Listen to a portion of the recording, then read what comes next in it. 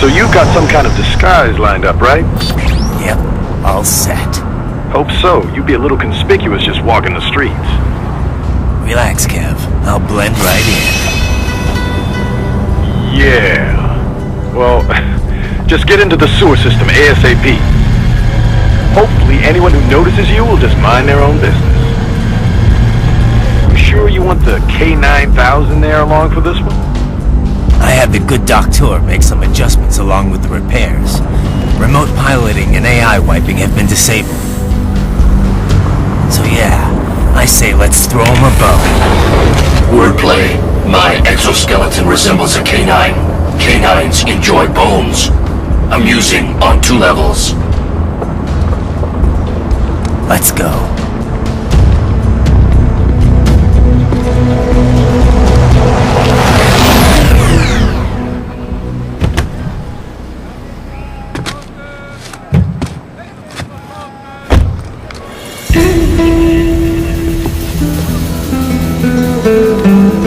¿Quién es ese güey? Un mariachi, ¿no? ¿Un cyborg? Ese es un güero. ¿Qué?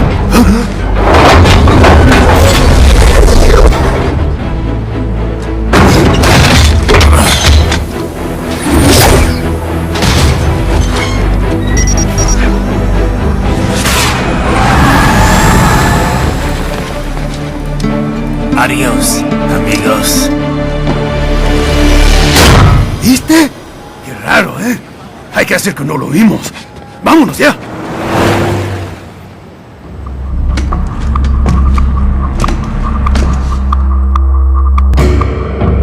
It's Raiden. I'm in the sewer system.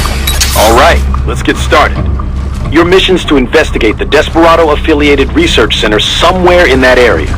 According to the intel from our client, the lab's been dumping illegal waste into those sewers. FYI, they're also involved with the cartels in human trafficking. Allegedly, anyway. This just gets better and better. Tell me about it. We need you to infiltrate the lab and find out everything you can. Of course, you'll have to find it first. We still don't know the exact location. So I'm looking for anywhere the lab might hook up with the sewers? Yep. If they're actually dumping waste, they've got to link up somehow. Find that connection, sneak into the lab, and see if you can find evidence implicating them on anything. No problem. Stealth's my specialty. Right. Well, we'll see. Do we have any idea what kind of research they're doing there? Not really. Maybe something related to all the people they're trafficking. Like experimentation? It's possible. First things first, though. Find a way into that lab. Oh, right. It says here the locals say black crocodiles live in those sewers, so you know, watch out. Black crocodiles? Could they be talking about UGs? Maybe just an urban legend. But still, be careful. I will scout ahead. You will provide backup. Sir, yes, sir. Commence operation. Right. Unidentified UGs are patrolling the sewers. Exercise caution.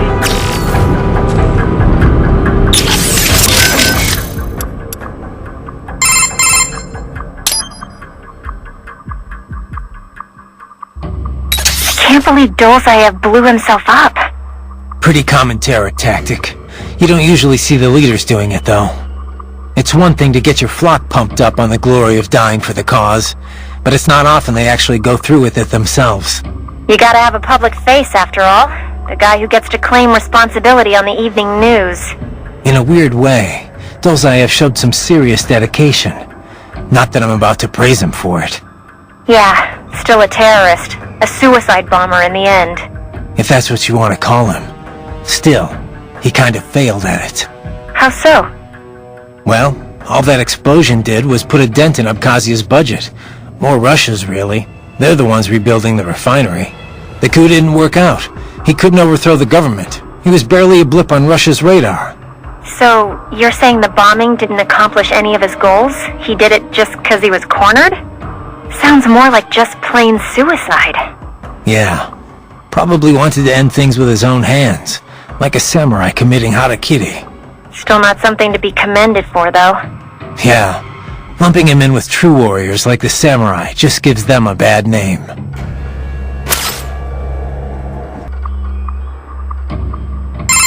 How are things back in Abkhazia? Thanks to the full efforts of the workers, power was restored in just 2 days. Pretty impressive. Only the power plant is back online though. Refinery itself will likely be out of service for months. Fuel sent from Supsa is being used to power the plant for now. Just wish I could have stopped him. Impossible without a sniper. And in our focus on anti-cyborg combat, we were unprepared. Thankfully, other than financial losses, few Abkhaz citizens were seriously affected. The plant workers had already been evacuated, and most were hired back on to rebuild the refinery.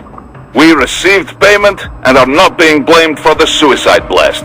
Good to hear. It should go a long way to help fix our reputation. Duh. And even more good news.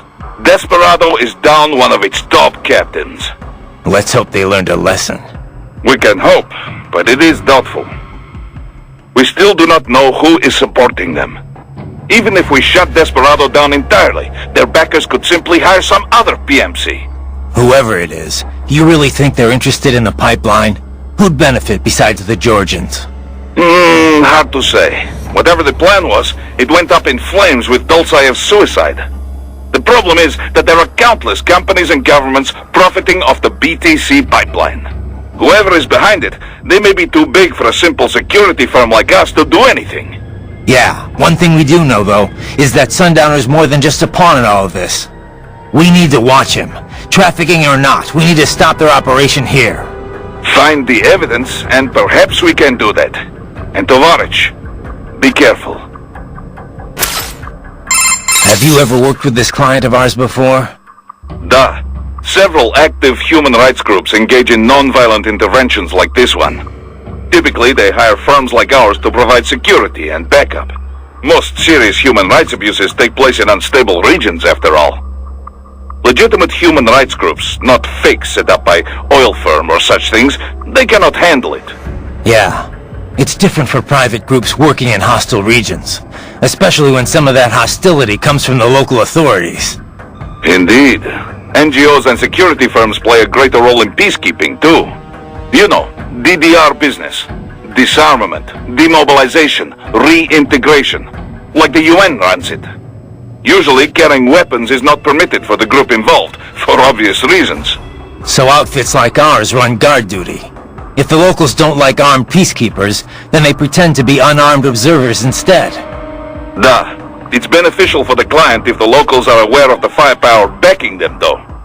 I've drank tea with the sort of people my company would normally be pushing back with the butts of our rifles. It's very different from usual. More direct sort of security work, especially at beginning. But I got used to it. Less danger of unexpected conflict, and the pay is pretty good. We've built a good reputation for this kind of work. This is why NGO hired us for this job. Miss Trawl mentioned someone from her past. Any idea who that could have been? None. I checked her file again, couldn't find a thing. Definitely not Dolzaev. Probably not Sundowner either. No. The way she put it, it didn't sound like anyone I've encountered so far. Maybe someone involved in backing Desperado. If so, sounds like they're providing more than just financing. Maybe they share the same philosophy. That'd be bad. People willing to die for their leaders aren't so easy to predict. Yeah, but other than the wins, Desperado's cyborgs are all just hired contractors. They're probably emotion suppressed with nanos or drugs or whatever, but that's about it. You're probably right. You know, I've never really developed a taste for climbing through sewers. And Guadalajaras aren't exactly wowing me either. This place isn't gonna go up in flames, right? I think I saw something about that in the briefing. You're talking about 1992? What a mess. Over 200 people killed. That was almost a half-century ago, though. You smell anything off?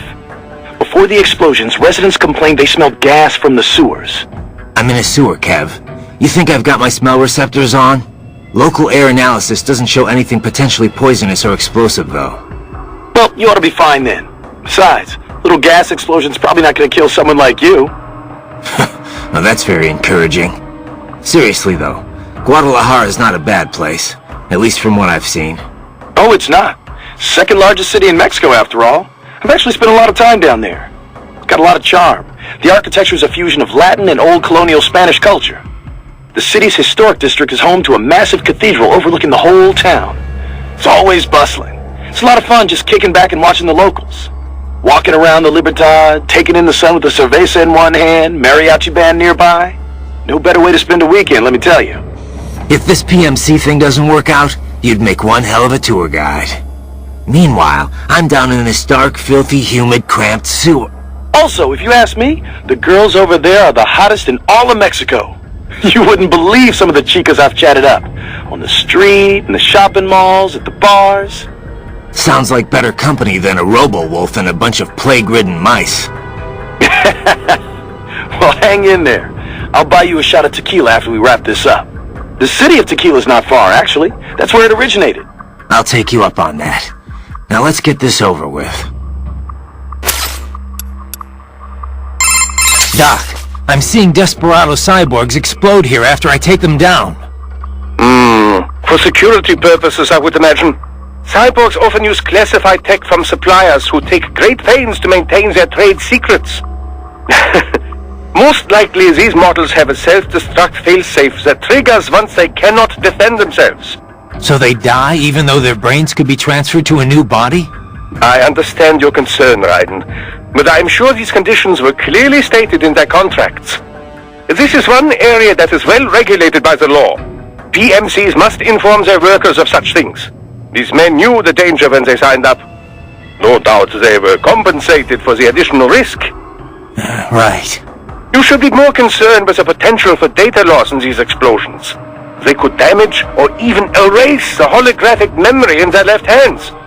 Though to think on it, the data is most likely automatically wiped before detonation, just in case it would survive the explosion and resulting shockwave, you know. Yeah. Sure, Doc. You must remove the hands before the critical system shutdown sequence can activate. Remember it this way. Before you kill, make certain no cyborg is left with a left hand. Raiden, have I told you of the research I was conducting before we met? Several times. It was the Cold War. East Germany. The DDR. My field was infantry weapon research. It was a magical time. Secret research. Top secret, you know. All for the Soviets, but so exciting. I was free to explore wherever my findings took me. I never had a budget request refused. Not once. I was young then. Working, always working. Most nights I would sleep under my desk, you know. Call it nostalgie, but East Germany wasn't so bad. Nostalgie being German for East nostalgia, of course. Of course. Yes, the bureaucracy had its problems. But my colleagues, the discoveries. Well. In any case, after unification, they suddenly shut down our entire facility. Everything I'd worked for, my job, my research, poof, gone just like that. Sounds rough. I've often said I would be a homeless vagrant if myoelectric prosthesis hadn't lent me a hand.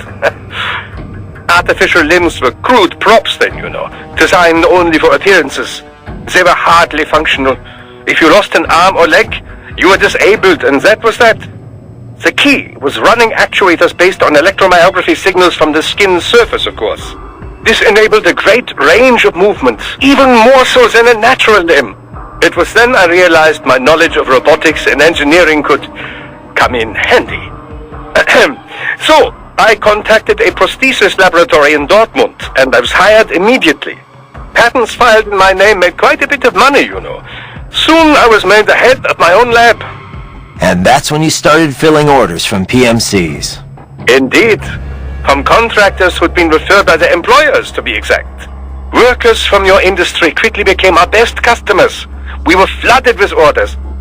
But my field was never full body conversions. You can imagine my surprise when Boris contacted me. Yeah. Our previous cybernetics maintenance guy went into hiding. But I built on my knowledge and now consider myself an expert on all cyborgs, both partial and full body.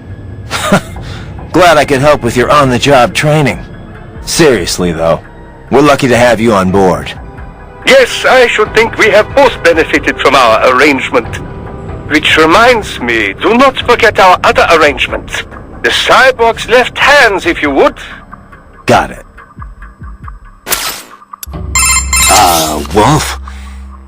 You're a one-of-a-kind prototype, right? Correct. I was originally conceived as a weapon to replace humans and cyborgs. Conversation and intelligent decision-making were deemed essential to the role. The project was eventually cancelled after 3 years in development. Why? I have intelligence, but I lack a specific quality essential to any combatant. What's that? Brutality. I am not human, thus I lack the brutality inherent to humanity. I was shut down, then revived, apparently on Sundowner's orders. Sundowner? But what's he want with you? Unknown. A manifestation of his sense of humor, perhaps. As a machine, I am more sensitive to my fellow man than an actual fellow man. This amused him. Guy has an odd sense of humor.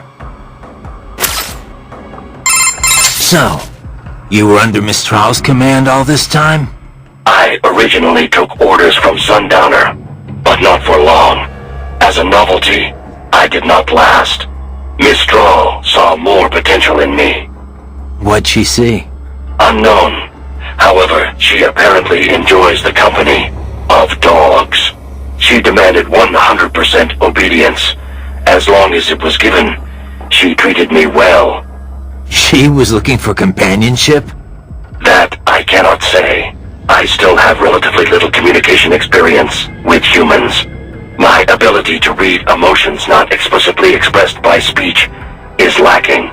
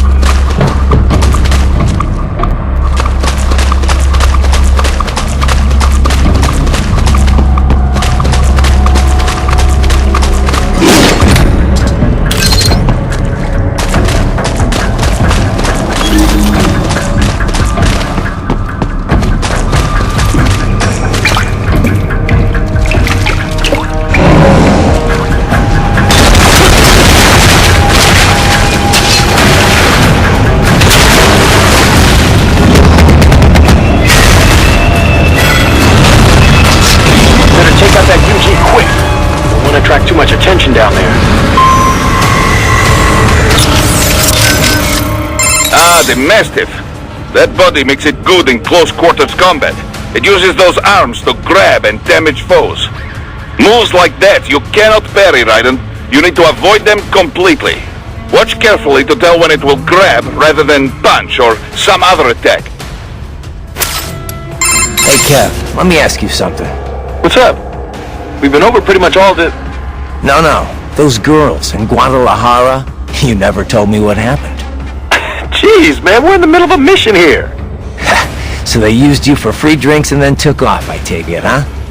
Well, they weren't really my type. I'm more of an intellectual, you know? I don't go for just any random girl at a bar. Looks are one thing, but I need someone I can talk to. Someone fun but clever with a good sense of humor. Yeah, that's what I thought. Look, Kev, you're in your 30s now. It's time to stop holding out for Little Miss Perfect. You just need to find someone nice. You know, settle down, start a family. Okay, Mom. Okay. Laugh all you want, Kev, but having kids will change your life. I can't see him all the time with work and all. But whenever I'm back home, he's always so excited to see me. When I see that, I feel like, you know, I want to do whatever I can to keep him happy. Sure, I hear you. But look, man, I was just having some fun in Mexico. Wasn't seriously searching for a wife or anything. I know, but separate from that, I just think you've gotten too damn picky. I can understand trying to find the ideal woman when you're young, but you know what? It's those little imperfections, those idiosyncrasies that keep things interesting in the long run. You come to appreciate that kind of stuff in a lifetime relationship. Idiosyncrasies, huh? Like if she snores or she talks loud during movies? Well, not if she talks during movies. A man's gotta have some standards. It is a high-frequency blade, Raiden, not a plasma sword. There are limits to what it can cut. The HF waves strengthen the metallic bonds in the blade, improving its cutting ability. But in terms of pure physics, no blade can cut it in every situation. Theoretically speaking, an HF blade can damage anything, no matter how tough. But thick ceramic or carbon nanotube armor does not simply split open like butter with a hot knife. You need to chip away at it first, before you can destroy such material. Your only option is to fight.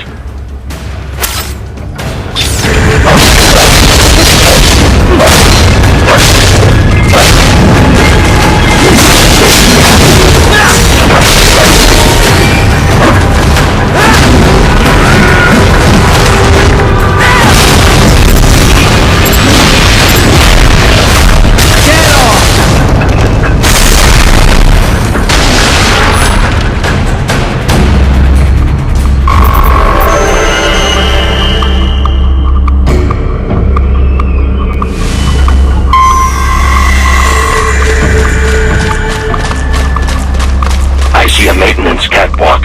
Use it to conceal yourself if necessary.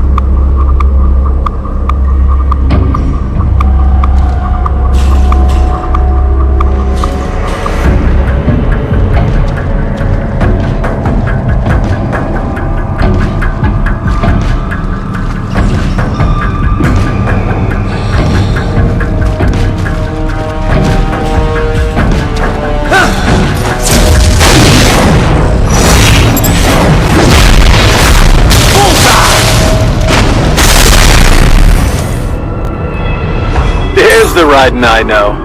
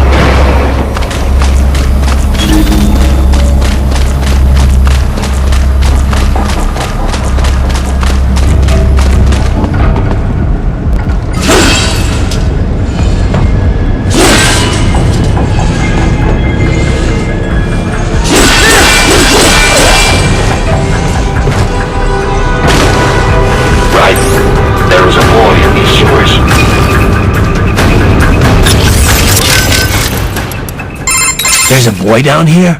Are you sure? An AI never lies. What? Well, that's a lie right there. You think the Patriot AIs told nothing but the truth? I have yet to see evidence to the contrary. But indeed, perhaps never lies would be an overstatement. Way to backpedal. I didn't think AIs ever got flip-floppy like that. An optical neural AI is fundamentally similar to an actual human brain. Whether they lie or not is another question, but certainly they are capable of incorrect statements. Anyway, let's get back to the kid. Where is he? Unknown. He ran when he saw me. I intended no harm, but he must have assumed the worst. I opted not to pursue, as that might only confirm his suspicions. What'd he look like? An Indian child, estimated age 11 years. He appeared to be wearing medical scrubs. Human trafficking. The boy fled in your direction. It would be wise to search for him. One can logically assume he would have information pertinent to our mission. Yeah, no shit. How are things back in Abkhazia? Thanks to the full Pretty- only fuel him, and then we Good day. Let's hope that... we even the broke web Yeah, we need to... find and the Kev, you dig up anything more on Jetstream Sam? Yeah, actually a bit. Still a lot of missing pieces. I'll take what I can. Right. Full name Samuel Rodriguez. Born in Brazil, so I guess that'd be more like Samuel Rodriguez. He's actually not one of the Winds of Destruction. He's not even a Desperado employee. Yeah. Didn't seem like your typical PMC to me. His father ran a Brazilian Kenjutsu dojo. Genjutsu. That's a school of Japanese swordplay. A lot of Japanese immigrated to Brazil way back when. They brought martial arts with them. Those evolved and became their own offshoots. You've heard of Brazilian Jiu-Jitsu, right? It's their variation on Judo. Brazilian Kenjutsu's the same kind of thing. A different evolution of the old samurai sword skills. Bit of capoeira and some other stuff mixed in. Anyway, I did some digging. Apparently the Rodriguez dojo was a big proponent of the Uridachi style. Uridachi. A.K.a. Setsujinken. The murdering sword. Basically the polar opposite of my sword of justice. Rodriguez Kenjutsu uses kicks, sword butts, even throws. Unpredictable and very deadly. Anyway, this is interesting. Sam's father was killed by one of his pupils. There were rumors one of the cartels was involved, but it's not clear how or why. After that, Sam disappears for a while, then comes back, kills the guy who killed his dad, and leaves Brazil. He travels the world for a while, taking odd jobs, bodyguard, cleaner for the mob, etc., etc. Made a big name for himself in the criminal underworld, especially in Central and South America. One story has Sam taking out a mafia hit squad, 10 men, all with assault rifles, using only his sword. Not unheard of for a cyborg. This was back in the early 2000s. Come on. He did that without enhancements? And pre-SOP? That's the story anyway. And he's a cyborg now, so he could only be stronger. Not to freak you out or anything. I told you, Kev. I got a reading on his fighting style from last time. And my body's been upgraded. I'll be fine. Yeah. No. I know you will be.